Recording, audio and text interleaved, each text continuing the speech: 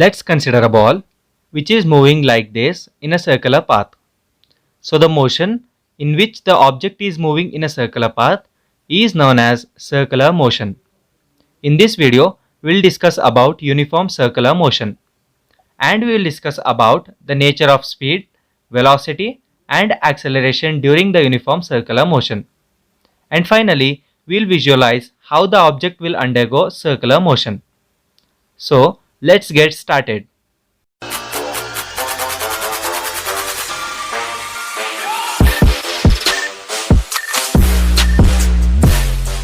Firstly, we'll discuss about uniform circular motion. Let's consider a ball which is tied with a rope, and imagine that we held the tip of rope in our hand and we are trying to rotate the ball. So because of this, the ball is rotating along the circular path. Here we can observe that the ball is rotating along the circular path with a constant speed. So we can say that the speed will remain constant throughout the motion. Since the speed is constant throughout the motion, this type of circular path is known as uniform circular motion. Now consider 4 points on the circular path, and we know that the direction of velocity at a point on a circle or arc can be obtained by drawing a tangent at that point.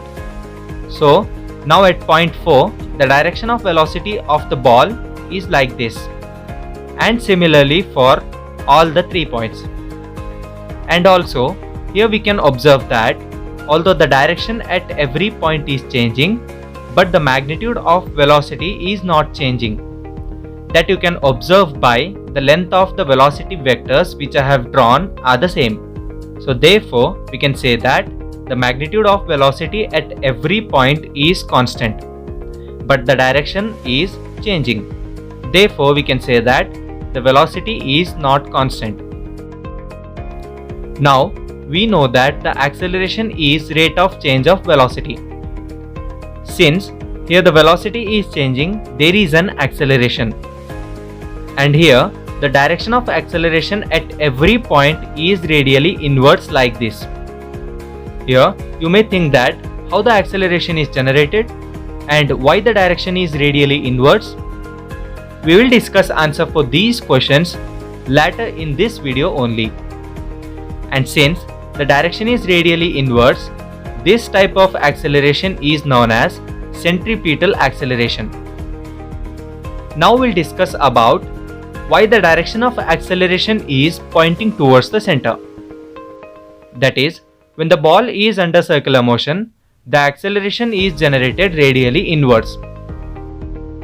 To understand this concept clearly, let us take an example of a man pushing the box in the direction as shown.